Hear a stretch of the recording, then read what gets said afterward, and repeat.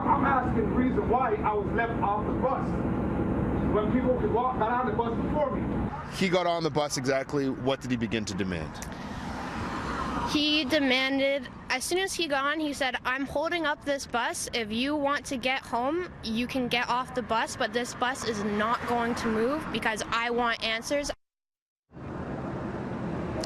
Many who ride the TTC are used to transit delays, but likely not like this. Good evening, I'm Adrian Gobriel. It was yesterday afternoon when a man in a wheelchair was here at Lawrence at Don Mills trying to board the Lawrence 54 bus heading east. He says multiple buses packed with people didn't give him priority seating. He wasn't allowed to go on the buses first. When he finally did board a bus, he demanded answers and wasn't going to let that bus go anywhere until he received some. And that's when CityNews viewer Sky Marchman pulled out her phone and began recording. Sir, then why didn't you complain to the last bus driver? Why didn't you say, ask them for other people to get off? Maybe I did ask, but the bus driver didn't give a He didn't give a As much as it was a delay for you, you also can sympathize a little bit with what he was going through. Of course, everybody understood. Even afterwards, when we all got onto the next bus, everybody had that conversation of, you know what, this was a real inconvenience, but we all understood. Even though the man holding up the bus knew that he was being recorded, CityNews has decided to blur his face. The Transit Commission was unable to tell us before our deadline what might have led to this passenger outburst. If in fact the passenger in the wheelchair was declined service or if others boarded the bus before him is still a mystery. Marchman tells City News she was waiting for the bus one stop west of Don Mills and that two packed buses and an out-of-service bus passed her before she finally boarded. One stop later, the disgruntled man got on the bus.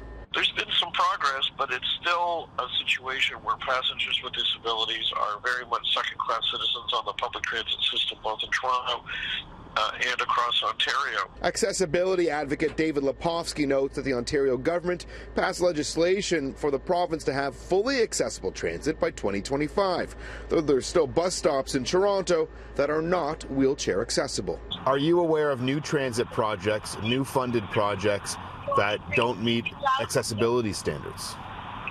Well, what we know is that there are no accessibility standards in place right now. There are problems with the design of the transit stations on the new Eglinton Crosstown station. The platform design in all the underground stations is one which presents a real problem for blind people like me because they initially designed the platforms to be in the middle with a drop-off and tracks on either side. The 20-year-old Marchman says she hopes that sharing her story reminds people, as commuters, that we shouldn't have to be asked to get out of a blue seat to let someone with a disability sit down or use the space. I started filming because it's like, I've never seen this happen, right? And especially somebody, like, this is courageous to me, as much as it's kind of careless in some ways. It took a lot of guts to do what he did, right? Especially somebody with a disability, right? Not very many people want to advocate for them.